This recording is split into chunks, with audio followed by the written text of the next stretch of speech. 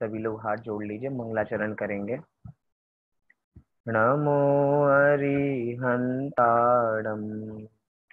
नमो सिद्धाणं, नमो आयर्याणं, नमो उवज्झायाणं, नमो लोये सविसाहुरम्।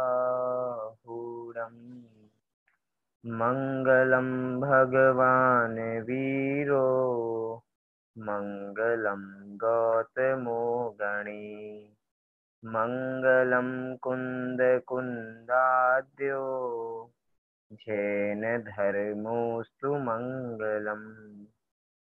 सर्वमंगल मांगल्यम, सर्वकल्याणकारकम, प्रधानं सर्वधर्माणां, जैनं जयतु शासनम्, जैनं जयतु शासनम्।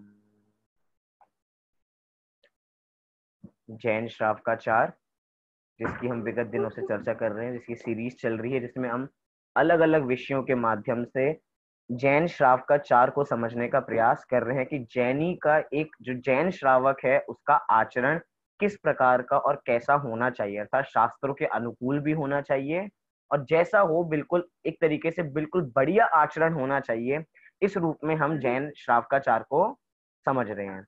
उसी में हमने दो विषय देखे हमने, मतलब कि एक विषय है सदाचार, विषय का नाम क्या, सदाचार। उसी सदाचार के अंदर हमने अष्ट मूल गुण को भी जानेंगे और उसी सदाचार के अंतर्गत हम भक्ष अभक्ष के ऊपर भी विचार करेंगे, जिसका नाम भक्षाभक्ष विचार है कि क्या चीज करने योग्य है, क्या चीज खाने योग्य है और क्या चीज खाने योग्य नहीं है। इसके ऊपर हम आज बात करने वाले हैं। आप सबको अभी पीडीएफ दिखाई दे रही होगी भक्ष अभक्ष की। बहुत जरूरी है भक्ष अभक्ष को समझना कि क्या पदार्थ खाने योग्य हैं और क्या पदार्थ खाने योग्य नहीं है। उसमें भी सबसे पहले हमें यह समझने वाली बात है कि विषय का हेडिंग क्या है अपना, सदाचार। सदाचार हेडिंग है। सद दो शब्द है यहाँ पे, सद प्लस आचार। कौन से दो शब्द, सद प्लस आचार। सद का मतलब क्या होता है, सद अर्थात होना, सद अर्थात पदार्थ, सद अर्थात वस्तु, सद अर्थात आत्मा। अब सद प्लस आचार, आत्मा का आचार, मतलब आत्मा से जो आत्मा के सहायक रूप से जो आचार होता है, आचरण होता है, वो कैसा होना चाहिए, वो भक्ष और अभक्ष के माध्यम से हम विचार करेंगे। एक बार थोड़ा सा विचारिए, मन में प्रश्न उपस्थित होना चाहिए कि आत्मा का आचार, आत्मा का आचार तो आत्मा से संबंधित होना चाहिए।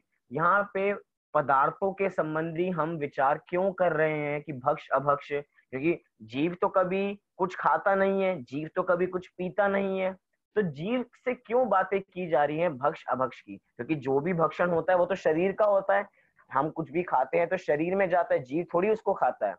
तो हम यहाँ पे आत्मा के आचार में भक्ष अभक्ष का विचार क्यों कर रहे हैं, समझने वाली बात है कि सद आचार में हम भक्ष अभक्ष की बात क्यों कर रहे हैं। उसका कारण क्या है, उसका कारण ये है कि सद आचार मतलब आत्मा का आचरण, हम आलू नहीं खाते हैं या हम जो भी चीजों का भक्षण करते हैं जो खाने योग्य पदार्थ हैं, वास्तव में हम किसी पदार्थ को नहीं खाते, लेकिन उस पदार्थ को खाने की भावना वो तो जीव को ही होती है। हमें पाप आलू खाने का नहीं लगता, हमें पाप आलू खाने के भाव का लगता है। क्या कहा, दोनों बातों में अंतर हो गया। हमें पाप आलू खाने का नहीं लग रहा, हमें उस मूल जड़ क्या है, जड़ की वजह से पाप लग रहे हैं। हमें पाप आलू खाने के भाव हुआ ना हमें, क्योंकि भावों से ही पुण्य और भावों से ही पाप होता है। बाहर की चीजों से कुछ पुण्य पाप हमें विचार नहीं है। तभी फिर ऐसा क्यों कहते हो कि आलू छोड़ दीजिए, हम भावों में नहीं खाएंगे, वैसे तो ठीक है, लेकिन भैया जो हम काम करते हैं उसमें हमारे भाव ऑटोमेटिक जुड़ ही जाते हैं। इसीलिए कहा जा रहा है बाहर का कि भक्ष अभक्ष का विचार कर लीजिए, क्योंकि मूल रूप से तो हमें इसके भावों तक जाना है, क्योंकि भक्ष अभक्ष में मूल हमारे भाव हैं। कि हमें इसका खाने का भाव आता है तो उसके अनुसार हमें पाप लगता है। एक जीव को बाहर की चाट पकौड़ी खाने का भाव आया, कुछ ऐसा कुछ काम हो गया कि वे बाहर नहीं जा पाया, लेकिन उसको बाहर के आलू चाट पकौड़ी खाने का भाव आ चुका है तो उसको पाप बन गया। अब उसने बाहर में खाया या नहीं खाया कोई मतलब नहीं है। मतलब क्या है कि उसको भाव हुए कि उसको आलू की चाट खानी है, अब उसको पाप लग गया। क्यों? क्योंकि आलू एक अभक्ष है। मतलब कि पाप लगता कैसे है? अपने भावों के माध्यम से लगता है, लेकिन उसको समझाने का तरीका क्या है? भावों को हम खोल के नहीं दिखा सकते कि हमारे भाव ऐसे हैं। उन भावों को समझाने के लिए हम भक्ष अभक्ष के हिसाब से विचार करते हैं। इसीलिए हमने सदाचार का इस दूसरे विषय को भक्ष अभक्ष के ऊपर हमें देखना है। सीधा सा प्रश्न बनता है कि भक्ष क्या होता है, अभक्ष क्या होता है? तो भक्ष हम इतना समझते हैं जो खाने योग्य हो सो भक्ष, और अभक्ष क्या है? जो खाने योग्य नहीं हो सो अभक्ष। हम क्यों पढ़ रहे हैं भक्ष अभक्ष को? क्योंकि जैनियों का जितना व्यवहार जरूरी है उतना ही उनका खान पीन भी जरूरी है, कि वे क्या खाते हैं क्या नहीं खाते हैं। हमारी अलग से पहचान होती है हमारे खाने से, क्योंकि कुछ ही लक्षण होते हैं जैनियों के जिससे बाहर से देख के कोई व्यक्ति बता देता है कि ये जैनी है या अजैनी है। अगर दिन से भोजन कर रहे होंगे तो सामने वाला गैस करके बता देगा कि आप जैनी हो। आपकी थाली में आलू प्याज लहसुन नहीं होंगे तो वो समझ जाएगा कि आप सामान्य रूप से जैनी हो। मतलब कि हमें बताने की आवश्यकता नहीं है कि हम जैनी हैं। हमारे आचार से, हमारे खान पीन से ही हमारी पहचान है कि हम क्या करते हैं और क्या नहीं करते, क्या खाते हैं और क्या नहीं खाते हैं। इससे ही दूसरे लोगों को भी हमारा परिचय मिल जाता है। इसीलिए भी भक्ष अभक्ष का विचार हमें करना चाहिए कि क्या खाने योग्य है क्या नहीं। देखिए, धार्मिक दृष्टि से भी जरूरी है कि क्या खाना चाहिए क्या नहीं खाना चाहिए, और शरीर के स्वास्थ्य के हिसाब से भी बहुत ज्यादा जरूरी है कि हमें क्या खाना चाहिए क्या नहीं। दो चीजें, शरीर का स्वास्थ्य के हिसाब से भी, कि जो चीजें शरीर को अच्छी नहीं लगती हैं, शरीर को रुचती नहीं है, उसको खा के तबीयत खराब हो जाती है, तो वो चीजें भी खाने योग्य नहीं है और वो भी अभक्ष की श्रेणी में चले जाते हैं। जो पदार्थ होते तो भक्ष हैं लेकिन शरीर को सूट नहीं करते तो अभक्ष की श्रेणी में चले जाते हैं। मतलब कि ये सब अभी इन्हीं में हम समझने वाले हैं कि भक्ष कितने प्रकार के होते हैं, अभक्ष कितने प्रकार के होते हैं। मुख्य रूप से तो हम अभक्ष को देखेंगे कि अभक्ष कितने प्रकार के होते हैं, क्योंकि जिस पदार्थ को हमें छोड़ना है उसके बारे में हमें विस्तार से जानना होगा। जब कभी भी हम भक्ष अभक्ष की बात करते हैं तो हम तो क्या, जैनियों की पहचान क्या? वो आलू मूली मतलब जमीकंद, किसी कोई जमीकंद नहीं खाते। तो सामने वाले कहते हैं भैया तुम खाते क्या हो? ये नहीं पूछते कि क्या क्या तुमने छोड़ दिया, क्या क्या खाती हो ये तो बताओ, कुछ बचा ही नहीं तुम्हारे खाने के लिए। भैया किसी सच्चे जैनी के घर जाके देखो, उसके घर कितनी सारी विभिन्न विभिन्न प्रकार की आइटम्स बनती हैं खाने की, पूछ नहीं सकते। एक केले से ही जैनी लोग कितनी सारी चीजें बना लेते हैं। अब वहां पे आलू की आवश्यकता नहीं है। मतलब हमें कोई गम करने की आवश्यकता नहीं है कि हमने तो आलू का त्याग कर दिया तो अब तो हम इतनी सारी चीजें खा ही नहीं पाएंगे। उसके अलावा भी बहुत सारी चीजें हैं, बहुत सारी ढेर सारी चीजें उसके बिना भी बन सकती हैं जो भक्ष्य में आती हैं।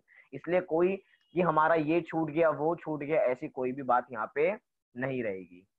चलिए अगला प्रश्न है हमारा कि अभक्ष्य खाने से नुकसान क्या है? नुकसान क्या? हमें तो अभक्ष्य खाने में बहुत मजा आता है, हमें तो आलू प्याज लहसुन खाने में खूब मजा आता है, बहुत जीभ में मजा आता है खाने में। हमें तो कोई नुकसान नहीं लगता, हमारी तो उससे तबीयत भी नहीं बिगड़ती है, हम तो बल्कि और तंदुरुस्त हो जाते हैं। तो अभक्ष्य क्यों नहीं खाना चाहिए? भैया उसका नुकसान है। क्या नुकसान है? अभक्ष्य खाने से और भाव के और खाने के भाव से आत्मा का पतन होता है। क्या होता है? आत्मा का पतन होता है। देखिए यहाँ पे भी हाईलाइट कर दिया शब्द भाव से। अभक्ष्य खाने से व खाने के भाव से, दोनों से, मुख्य रूप से खाने के भाव से आत्मा का पतन होता है। क्योंकि कोई चीज हम खाएंगे तो बिना भाव के तो खाएंगे ही नहीं, उसमें हमारे भाव तो ऑटोमेटिक जुड़े हुए ही हैं। तो इसके अंदर आत्मा का पतन कैसे हो रहा है खाने के भाव से? भैया जिन चीजों में जिसको अभक्ष्य बताया गया है, जिसको खाने में बहुत ज्यादा हिंसा होती है, उसको खाने के लिए बहुत ज्यादा क्रूर परिणाम चाहिए, और जब क्रूर परिणाम होंगे तो आत्मा का चिंतन नहीं हो पाएगा, तत्वों की समझ नहीं हो पाएगी, तो आत्मा का तो पतन होगा ही होगा। जिस एक सीढ़ी, जब हम भक्ष्य का भक्षण करेंगे तो एक सीढ़ी हम आगे बढ़ सकते हैं। अब जैसे ही हमने अभक्ष्य का भक्षण चालू कर दिया तो वही एक सीढ़ी हम नीचे उतर गए। अब आत्मा का चिंतन भी नहीं हो सकता, आत्मा का मनन नहीं हो सकता। इसीलिए अभक्ष खाने के बहुत सारे नुकसान हैं। मतलब मेरे कहने से या शास्त्रों के कहने से छोड़ने की आवश्यकता नहीं है, सच्ची में आपको अभक्ष खाने के नुकसान यहाँ पे प्रत्यक्ष में दिखेंगे कि क्या क्या अभक्ष खाने के नुकसान है। अभी आपको आगे पता लगेगा कि शास्त्र कह रहे हैं इसीलिए नहीं छोड़ना है, शास्त्र कहते हैं तो छोड़ ही दो, ये तो बढ़िया ही है, लेकिन एक बार अपनी बुद्धि विवेक विचार लगा के भी हम इसको छोड़ सकते हैं। अभक्ष कितने होते हैं? वैसे तो अनेक प्रकार के होते हैं। कैसे? शास्त्रों में तो 22 प्रकार के अभक्ष के नाम भी बताए हैं। 22 प्रकार के अभक्ष श्वेतांबर संप्रदाय में भी 22 प्रकार के अभक्ष मिलते हैं। वैसे तो अनेक हैं और अपने जैनियों में भी 22 मिल जाते हैं। मतलब है तो बहुत, लेकिन उसमें से उसको 5 भागों में बांटा गया है। कितने भागों में? 5 भागों में उस अभक्ष को बांटा गया है। वो कौन से 5 भाग हैं? जल्दी से हम इसके नाम याद हो जाएंगे तो हम इनका स्वरूप भी जल्दी से देख पाएंगे। 5 कौन कौन से हैं वो? तो कह रहे हैं पहला त्रस घात, दूसरा कह रहे हैं बहु घात, तीसरा अनुपसेव्य, चौथा नशा कारक, पांचवा अनिष्ट कारक, अनिष्ट लिखा इधर तो अनिष्ट कारक 5 हो गए। त्रसघात, बहुघात, अनुपसेव्य, नशा कारक और अनिष्ट कारक। अभी अभी हमने अष्ट मूल गुणों की चर्चा करके आए हैं। उन्हीं अष्ट मूल गुणों में हमने देखा था, मांस की परिभाषा देखी थी हमने मांस के त्याग में। तो जिसके अंदर त्रस जीवों की उत्पत्ति होती है उसे मांस कहा जाता है। मतलब जिस शरीर में त्रस जीवों की उत्पत्ति होती है वो मांस है। तो यहीं पे त्रस घात, मतलब कि जिसमें त्रस जीवों का घात होता हो, मतलब कि जो भी मांस का भक्षण जितना भी है वो सब त्रस घात में चला जाता है। इसीलिए हमें उसका सेवन नहीं करना चाहिए। अब क्या क्या किस किस चीजों में आते हैं इसका विस्तार से देखेंगे। अभी हम सीधे इसकी हम परिभाषाओं पे चलते हैं कि हमें इन चीजों का सेवन क्यों नहीं करना चाहिए। पहला, त्रस घात किसे कहते हैं? त्रस घात हम कह तो रहे हैं कि ये अभक्ष है। क्यों अभक्ष है? इसकी परिभाषा क्या होती है, तभी तो हम उसको छोड़ेंगे। तो कह रहे हैं जिन पदार्थों के खाने से त्रस जीवों का घात होता है, जिन पदार्थों के खाने से त्रस जीवों का, त्रस घात लिखा है, तो जिन जिन पदार्थों को खाने से त्रस जीवों का घात होता है उसे त्रस घात अभक्ष्य पदार्थ कहते हैं। त्रस जीव कौन से होते हैं तो इसका विचार हम करके आ चुके हैं।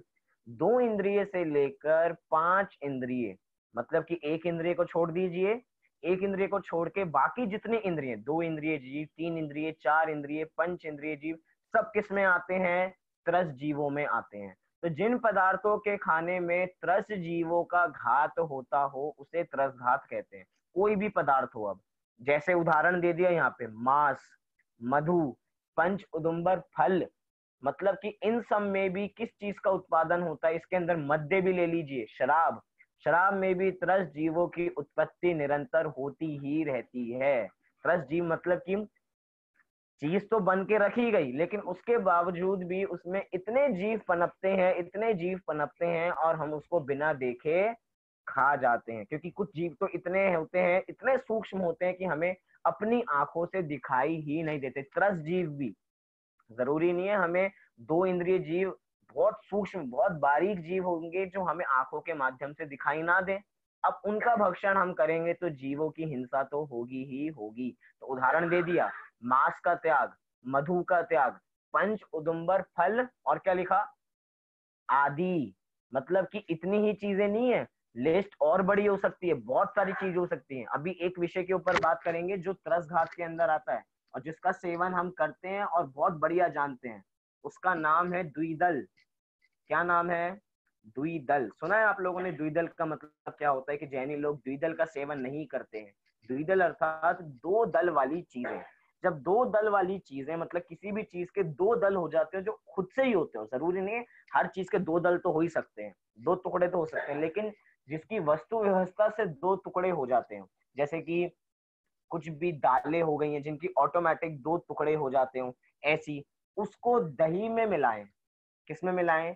दही में मिलाएं। और जैसे ही उसका, उन दोनों को मिला के वो चीज जैसे ही जीव के साथ अपनी थूक से मिलती है तो उसमें अनेक त्रस जीवों की उत्पत्ति होना चालू हो जाती है। एक सच्ची घटना है, कैलाश चंद्र जी शास्त्री हुए हैं बहुत पुराने, तो उन्होंने बहुत बढ़िया अपनी पुस्तक है, उन्होंने उसके अंदर एक चीज लिखी है कि त्रस्त जीवों की उत्पत्ति उसमें कैसे होती है। वे नदी किनारे रोज बाहर घूमने जाया करते थे, तो वहां पे एक आदमी वहां पे आया करता था, अपने अपनी एक कीड़े विशेष प्रकार के केचुए से लेकर आया करता था। क्या लेकर आता था? केचुए अपने साथ लेकर आया करता था, और अपने साथ एक बर्तन लाया करता था। उस बर्तन में बेसन और दही मिला देता था, और धीरे से उसके अंदर थूक देता था। क्या कर देता था? थूक देता था। तो उनसे पूछा गया, आप ऐसा क्यों करते हो, इस पदार्थ में क्यों थूकते हो? तो कह रहे हैं, जैसे ही बेसन और दही मिलती है और मैं जैसे इसमें हमारा थूक मिल जाता है, तो क्या हो जाता है, इसमें बहुत सारी लटें उत्पन्न होने लग जाती हैं। और जैसी बहुत सारी लटें उत्पन्न होती हैं, तो जो केचुआ है वो उसको चुन चुन के खाता है, कि केचुए के पेट भरने के लिए उसको चुन चुन के वो चीजें खा जाता है। सोचिए, अब वो दही बड़े, दही जो बाजार में मिल रहे हैं, जो हम घरों में बना रहे हैं, कि एक दही और उसके साथ छोले मिल गए, दो दल वाली चीजें और दही। अब जैसे ही वो, वास्तव में उसमें जीवों का घात नहीं हो रहा, लेकिन जैसे ही वो अपने जीभ के संयोग में आते हैं, जैसे ही सलाइवा के साथ मिलते हैं, तो उसके अंदर बहुत सारे जीवों की उत्पत्ति, प्रत्यक्ष उदाहरण उन्होंने अपनी पुस्तक में लिखा। मतलब कि लटें उत्पन्न हो जाती हैं, और वो केचुआ उसको चुन चुन के खाता है। कैसे? चुन चुन के। सोचो कितनी गृद्धता होगी उसको खाने में, कि जिंदा जीव चुन चुन के वो वहां से खा रहा है। इसीलिए कहा है कि हमें द्विदल का त्याग कर देना चाहिए। क्यों? क्योंकि उसमें भी त्रस्त जीवों की उत्पत्ति होती है। ऐसा हमें क्या विशेष खाने से राग है कि द्विदल के बिना हमारा चल नहीं सकता? शास्त्रों में तो कहीं कहीं दूध के साथ भी लिखा कि दूध के साथ है, कहीं कच्चे दूध के साथ, कहीं पक्के दूध के साथ। बहुत सारी अलग अलग मत चलते हैं कि इसके साथ है, इसके साथ है। सीधी सी बात समझें, अगर हमारे घर पे कोई मेहमान आया, हमने उसको एक गिलास दूध दिया कि एक गिलास दूध पी लो। घर में दो बच्चे थे, एकदम एक बच्चा आया और उसने कहा कि अंकल, ये दूध मत पीजिए, इसमें तो अभी छिपकली गिर गई थी। क्या गिर गई थी?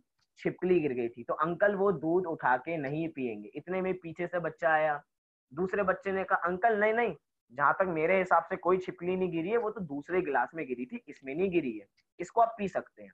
तब भी अंकल क्या उसको पी पाएंगे? सोचिए, उस जगह हम हो, क्या हम उस दूध को पी पाएंगे? इतने में से पीछे कह रहे हैं, अरे नहीं नहीं, 90% तो इसके अंदर छिपकली गिरी ही नहीं है, हो सकता है 10% गिर गई हो। अब बताओ, क्या अब भी हम उस दूध को पी पाएंगे? नहीं पी पाएंगे। मतलब कि मन में अगर छोटी सी शंका भी उत्पन्न हो जाती है, तो हम उस पदार्थ का सेवन नहीं कर सकते। अब तो कोई पीछे से आके ये भी कह दे कि हमने वो दूध अलग कर दिया है, वो दूध नहीं है, ये दूसरा दूध है, तो भी अंदर भाव नहीं उमड़ेंगे कि हम उसको खाएं, हम उस दूध को पिए। क्यों नहीं? क्योंकि अंदरंग से गलानी आ चुकी है। तो भैया, खाने के प्रति इतनी क्या लोलुपता कि हम उसका सेवन करें, चाहे कच्चा दूध हो चाहे पक्का दूध हो, किसी के साथ भी सेवन। क्या उसका सेवन किए बिना हमारा जीवन नहीं है? उसके बिना भी हमारा जीवन है, हम मर नहीं जाएंगे। तो छोड़िए ना उसके, कुछ लोग तो ऐसा करते हैं कि दही से बहुत सारी चीजों का मिल मिल के जीवों की उत्पत्ति होती है, तो उन्होंने दही का ही त्याग कर दिया। किसका त्याग कर दिया? दही का ही त्याग कर दिया। कौन इतना झमेला रखे कि इसके साथ ये, इसके साथ? हमने तो सीधा एक बार में दही का त्याग कर दिया, अब हमें कोई विकल्प ही नहीं है। एक बात और ध्यान रखें, जिसका हमारा त्याग हो चुका है, अब हमारे उसके संबंध में विकल्प नहीं उठते हैं, तो सोचिए हमारा कितना सारा समय बच गया।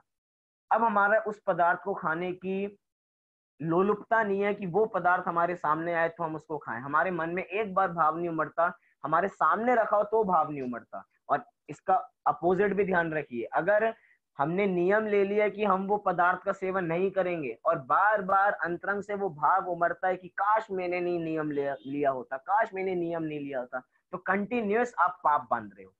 क्यों? पाप क्यों बांध रहे हो? हम तो खा ही नहीं रहे हैं। भैया, खाने पीने से संबंध ही नहीं है, हमारे भाव जैसे होते हैं ना, वैसा काम होता है। आपने पदार्थ खाया या नहीं खाया, ये आपसे पूछ ही कौन रहा है? आपके हृदय में भाव उमड़ चुके उसको खाने के, तो समझना आपने पाप बंद कर लिया है।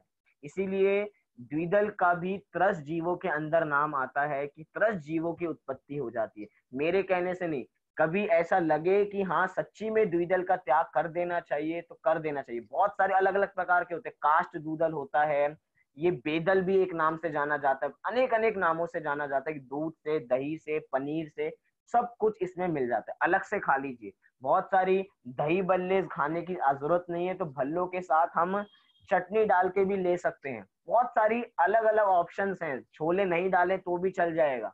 मतलब चीजें बहुत हैं, जहाँ चाहे वहां रहा है, खाने की कोई कमी नहीं है, खाने को मना भी नहीं कर रहे हैं, लेकिन थोड़ा सा विवेक लगाएं कि क्या इसमें त्रस्त जीवों का घात होता है तो हमें नहीं खाना चाहिए। अगर इसमें त्रस्त जीवों का घात होता है तो अब जैसे कि वो बनती है अपनी कड़ी। कड़ी किससे बनती है? पहले तो बस दही से ही बना करती थी, दही को बेसन में मिला के, लेकिन आज बहुत सारे दूसरे भी तरीके हैं बनाने के।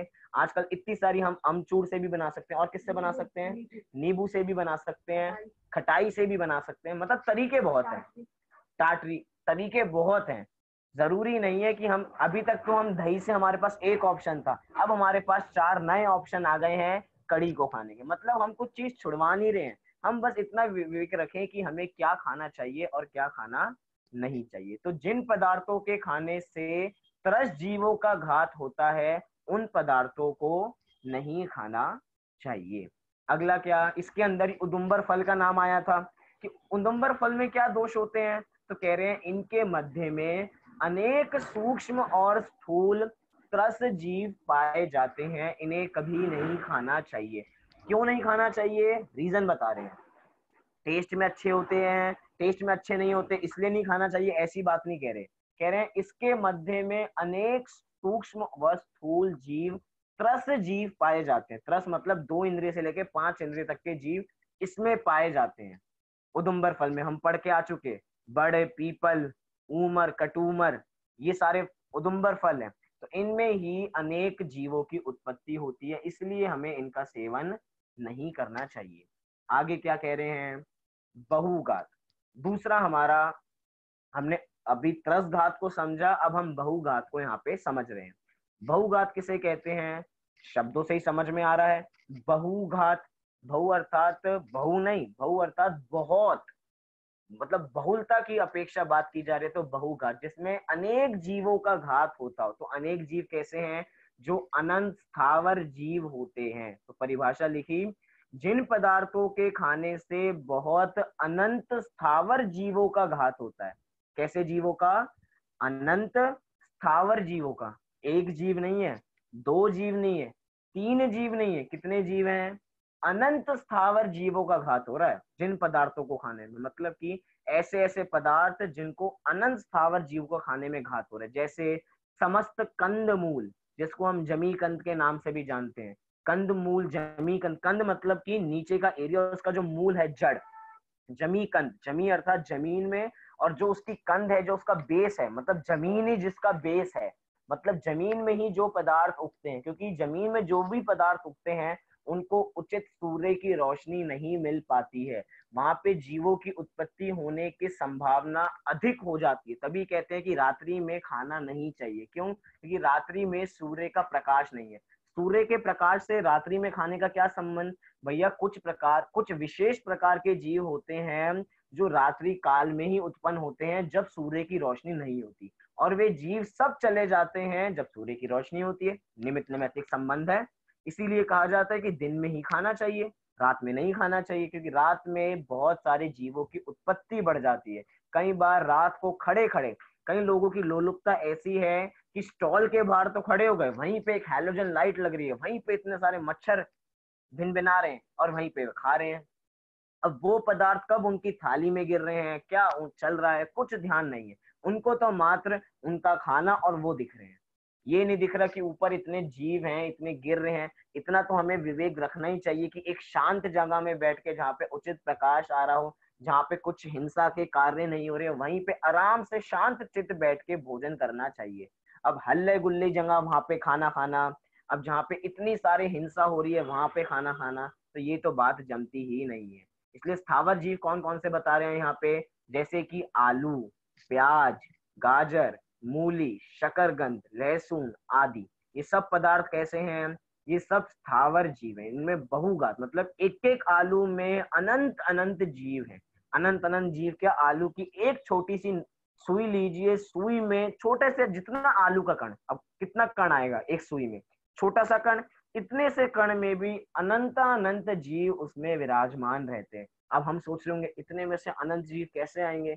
भैया एक जीव में संकोच विस्तार की शक्ति होती है, वो चाहे तो हाथी बड़ा, इतना बड़ा शरीर भी बना सकता है, और चाहे तो आलू के एक छोटे से भाग में अनंत जीव भी रह सकते हैं, क्योंकि शरीर की अब अपनी अवगाहना है, अपनी आत्मा की विशेष क्वालिटी है कि वो बड़े से बड़ा रूप भी धारण कर सकती है, छोटे से छोटा रूप भी धारण कर सकती है। चींटी हाथी के सामने कितनी सी है? इतनी सी है, बिल्कुल इतनी सी। अब उसमें भी उतने ही गुण है और उसमें भी उतने ही गुण है, तो आत्मा की संकोच विस्तार की शक्ति, तो इतने से आलू में भी इतने सारे जीव हो सकते हैं। हो सकते हैं क्या? होते हैं। इसीलिए इनका त्याग कर देना चाहिए। चलिए, हमें तो आलू के जीव दिखते नहीं है, हमें तो प्याज में जीव दिखते नहीं है, हमें नहीं दिखते गाजर में, जो चीज दिखेगी हम तो उसका त्याग कर देंगे। भैया ऐसी तो बहुत चीजें हैं जो हमें आंखों से दिखाई नहीं देती, उसके बावजूद भी हम उसको खाते नहीं है। ऐसे ही यहाँ पे कह रहे हैं जरूरी नहीं है तुम्हें हर चीज दिखेगी। कोरोना वायरस भी आंखों से दिखाई नहीं देता, लेकिन मानते हैं ना, कितना ध्यान रखते हैं। कुछ आंखों के सामने नहीं दिख रहा, लेकिन उसके बावजूद भी बार बार हाथों को धोना, बार बार मास्क को पहनना, ये क्या है? दिखाई नहीं दे रहा, उसके बावजूद भी है, इतना प्रेजेंस मानते हैं। क्यों मान रहे हैं? क्योंकि साइंटिस्ट ने कह दिया। भैया साइंटिस्ट तो खोज बहुत देर में करेंगे। हमारे जैन दर्शन ने, हमारे आचार्यों ने, इतनी बढ़िया देन है उनकी कि आचार्यों ने पहले ही बता दिया कि जिन पदार्थों में बहुत स्थावर जीवों की उत्पत्ति होती हो, उनको उनका भक्षण करने में बहुघात नाम का अभक्ष होता है, मतलब बहुघात नाम का अभक्ष का दोष उसमें लगता है। तो इन पदार्थ का सेवन हमें नहीं करना चाहिए। अब हम ग्रंथों की खोज करें, कहाँ लिखा आलू नहीं खाना चाहिए, कहाँ लिखा प्याज नहीं खाना चाहिए? भैया ऐसे ये चीजें तो कुछ समय पहले ही उत्पन्न होनी चालू हुई हैं। प्राचीन काल में आलू नहीं हुआ करते थे, लेकिन लक्षण हमें बता दिया कि जिसमें बहुत स्थावर जीवों की उत्पत्ति होती है। तो हाँ जी, कोई लोग कह रहे हैं हमारे घर पे जिनवाणी में तो लिखा है। जिनवाणी में अभी के लोगों ने ही तो लिखा है, आचार्यों ने थोड़ी लिखा है। हम आचार्यों की बात कर रहे हैं, पुराने समय में जहाँ पे उन्होंने सब परिभाषाएं दी है, वहां पे हमें प्रत्यक्ष रूप से कहीं ऐसे नाम नहीं मिलेंगे, क्योंकि कुछ चीजें अभी विशेष काल में ही उत्पन्न की जाती हैं, अभी उत्पन्न नहीं है वो। इसीलिए जो पदार्थ नहीं है, हमने लक्षण देख के बताया कि इसमें ये सब चीजें होती हैं, और सीधा सीधा कह दिया जमी कंद। जो जो चीजें जमीन में उगती हैं, उसमें बहुत सारे स्थावर जीवों की उत्पत्ति होती है। कई लोग ऐसा ही कहने लग जाते हैं, भैया हल्दी भी तो नीचे ही उगती है, वो क्या कहते हैं, मूंगफली भी तो जमीन में ही उगती है, तो उसका सेवन क्यों करते हो? मतलब इन सब चीजों का सेवन क्यों करते हो? सीधी सी बात है, हम उसका सेवन जब वो सूख जाती है उसके बाद करते हैं। उसमें ऑटोमेटिक व्यवस्था है कि जब वो सूख जाती है तो वो जीवों से रहित हो जाती है। और जब जो मूंगफली होती है, मूंगफली भी अगर बाहर से गीली होती है तो वो भी खाने योग्य नहीं है, उसमें भी बहुत सारे जीव हैं।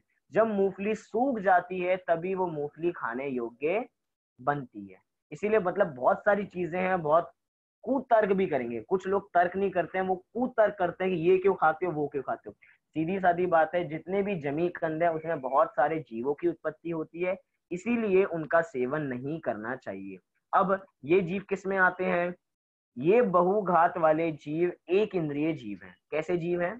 एक इंद्रिय जीव। और एक इंद्रिय में भी ये जो आलू प्याज में जो जीव हैं, वो वनस्पति काय में भी, वनस्पति काय के भी दो भेद हो जाते हैं, प्रत्येक और साधारण।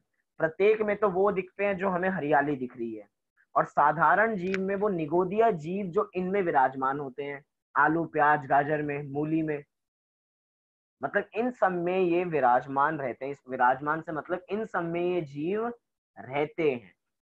मतलब एक इंद्रिय जीव हैं ये सब, निगोदिया जीव सारे। अब कुछ कई बार ऐसा कहा जाता है कि आलू में बहुत ज्यादा जीव होते हैं, प्याज से भी ज्यादा। आलू में बहुत ज्यादा जीव होते हैं, गाजर से भी ज्यादा, मूली से भी ज्यादा।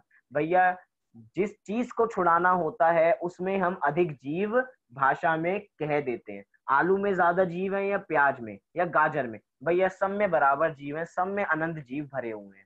ऐसा नहीं कि आलू में। तो आलू को इतना विशेष क्यों कह रहे हैं? भैया आलू सबसे सस्ता होता है, लोग सबसे ज्यादा उसको खरीदते हैं, उससे ही बहुत सारी चीजें बनाते हैं। इसलिए आलू में, प्रवचनों में हमने सुना होगा कि बहुत, मतलब गाजर से भी ज्यादा किसी में जीव होंगे तो आलू में।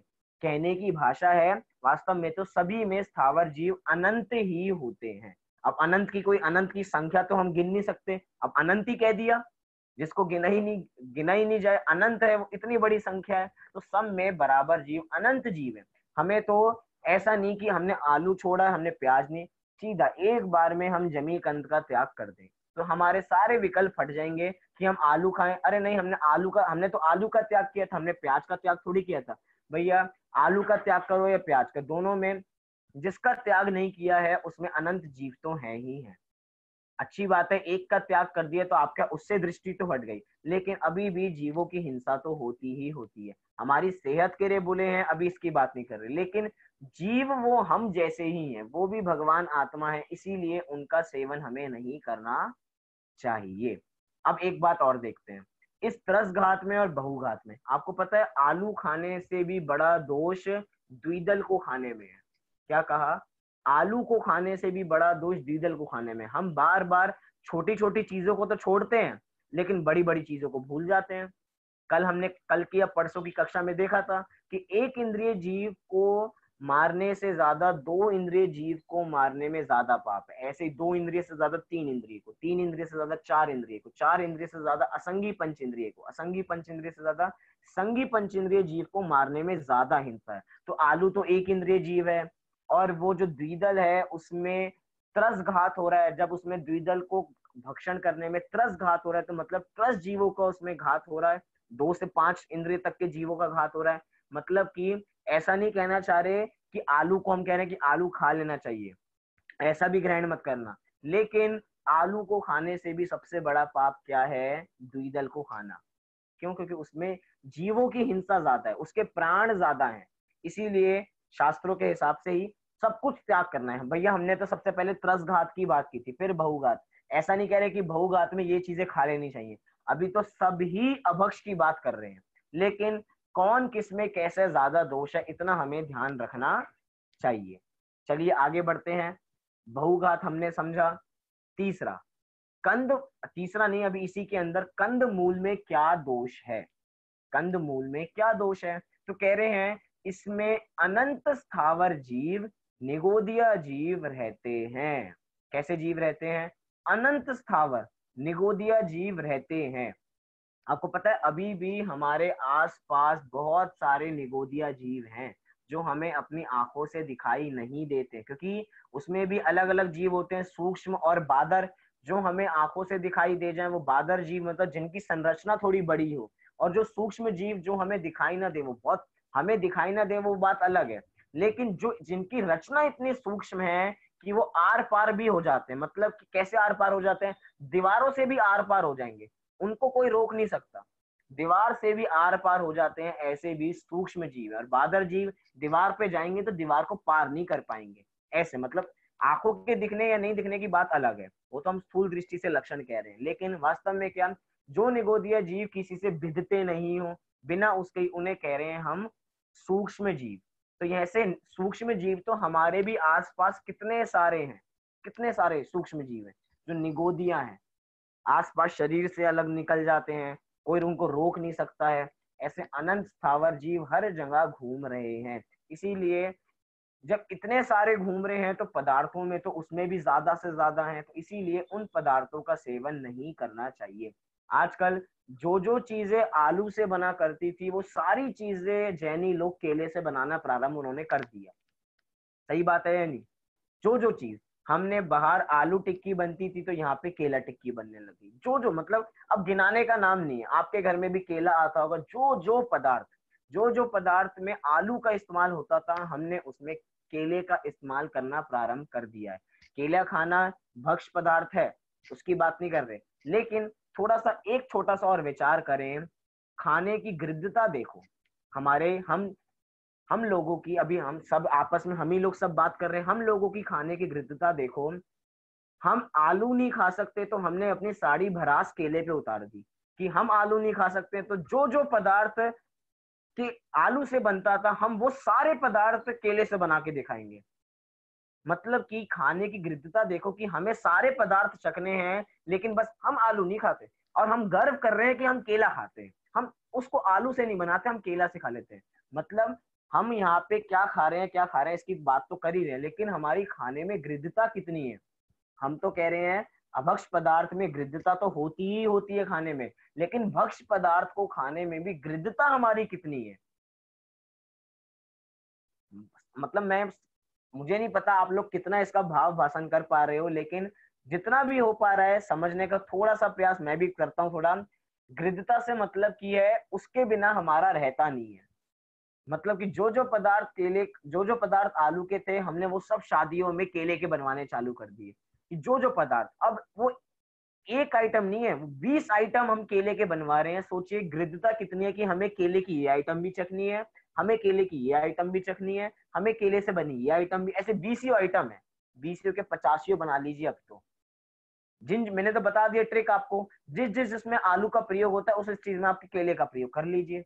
लोग भेद विज्ञान नहीं कर पाते हैं कि हम आलू खा रहे हैं केला खा रहे हैं।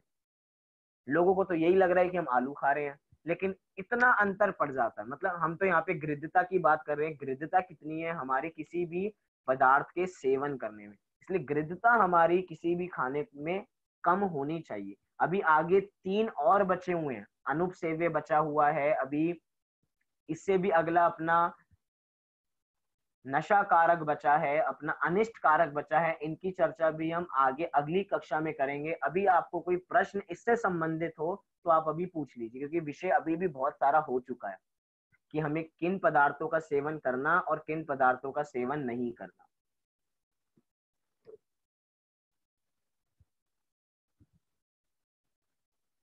सबको 5 नाम तो याद हो गए होंगे। चलिए कौन 5 नाम बता सकते हैं, क्योंकि जो लोग प्रश्न नहीं कर रहे हैं उन लोगों से मैं ही प्रश्न करता हूँ। 5 नाम किसको याद हो गए, बोलिए आस्था। 5 अभक्ष के नाम।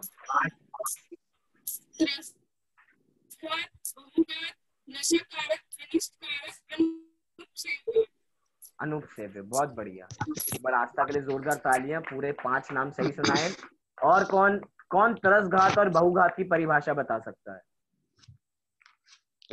तरसघात किसे कहते हैं और बहुघात किसे कहते हैं?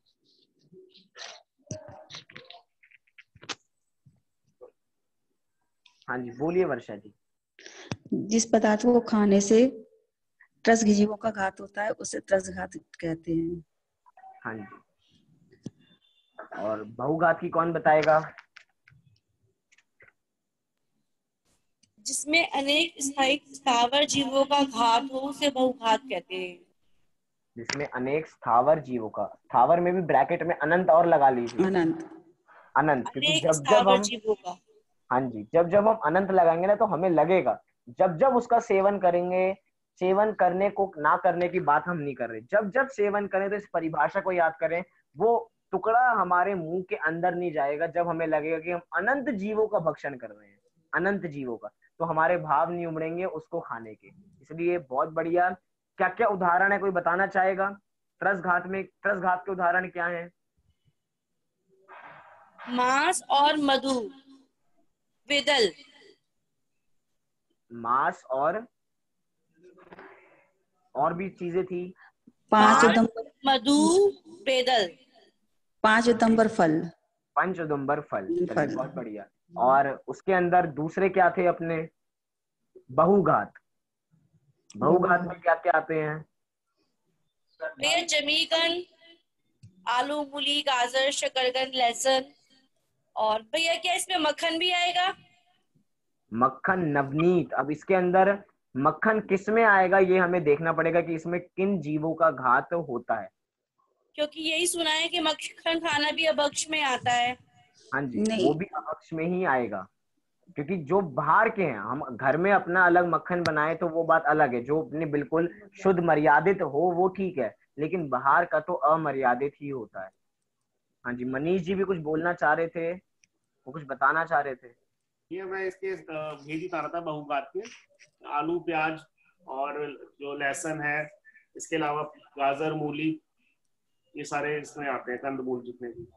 हाँ जी, दोनों प्रकार की वनस्पति, प्रत्येक और साधारण वनस्पति।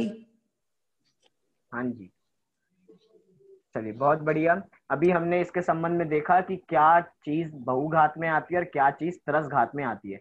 एक छोटी सी बात हम और देखें, कभी कभार हमारे घर पे कोई ज्ञानी आते हैं, या कहें कि कभी कभार कोई विद्वान आते हैं, तो हम उनके लिए कुछ भी भोजन आदि की व्यवस्था करते हैं, या घर में मुनिराजों का आहार है तो उसके लिए व्यवस्था करते हैं। तो क्या करते हैं, कब कोई मुनिराज आते हैं या जब कोई ज्ञानी श्रावक आ जाते हैं, तो घर में उस समय कोई ऐसा पदार्थ नहीं बनता जिसमें हिंसा होती है, उस समय घर में आलू नहीं आते हैं, उस समय घर में प्याज नहीं आते हैं, मतलब कुछ भी ऐसी चीजें नहीं आती। क्यों नहीं आती हैं? मतलब क्योंकि मुनिराज उसका सेवन नहीं करते हैं। और हमारे आदर्श कौन है? हमारे मुनिराज हमारे आदर्श है।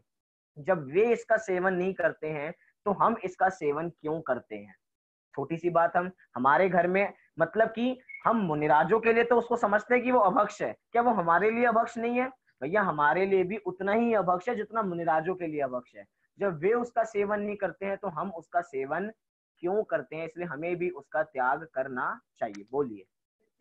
केले का कोई भी पदार्थ खाते हैं और खाते हैं उसमें आलू की संख्या को स्थापना करते हुए खाए तो वो भाव में दोष लगता है। हाँ जी, जैसे कि हम कोई भी केले के पदार्थ हम बना के खा रहे हैं और कोई सामने से कह रहा है इसमें से तो बहुत बढ़िया आलू के पराठों की खुशबू आ रही है, कि बहुत बढ़िया आलू का टेस्ट आ रहा है, मतलब कि खा रहे हैं हम केला और हमें क्या लग रहा है? हम तो आलू खा रहे हैं। तो मतलब समझना वो आलू ही खा रहा है, केला नहीं खा रहा है, क्योंकि भाव उसके क्या है? उसके भाव तो आलू खाने के ही है। उसको टेस्ट तो केले में भी आलू खा रहा है, मतलब आलू उसके दिमागों में इतना बस चुका है, इतना घिर चुका है कि जो पदार्थ खाता है उसे आलू का ख्याल आता है। मतलब कि भावों की प्रधानता है।